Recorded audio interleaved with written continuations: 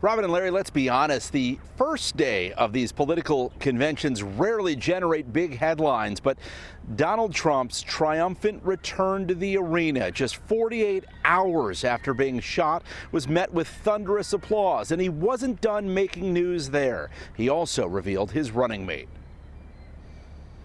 My honor to nominate Ohio Senator J.D. Vance for the office of Vice President of the United States of America. J.D. Vance is a freshman senator from the swing state of Ohio who burst onto the political stage after writing Hillbilly Elegy, a look at a cultural crisis affecting working-class Americans. The one-time never-Trumper, now firmly on the Trump train. He just said, look, I think we've got to go save this country. I think you're the guy who can help me in the best way. You can help me govern. You can help me win. You can help me in some of these Midwestern states like Pennsylvania, Michigan, and so forth. Donald Trump breaking with convention norms by appearing in the arena on day one. It's our first full look at the former president since his right ear was hit by gunfire in a failed assassination attempt.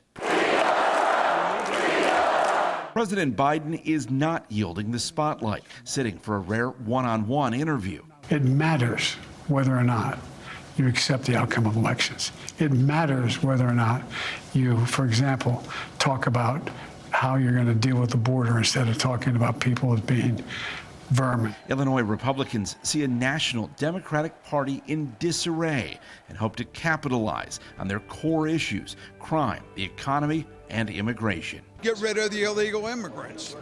Not the legal ones, the illegal ones. Then we don't have to give them free phones no more. We don't have to give them free food. We don't got to find housing for them. Well, despite all the talk that you heard after the shots were fired at President Trump about toning down the rhetoric, Wisconsin Senator Ron Johnson took the stage during the convention yesterday and called the Biden administration a clear and present danger.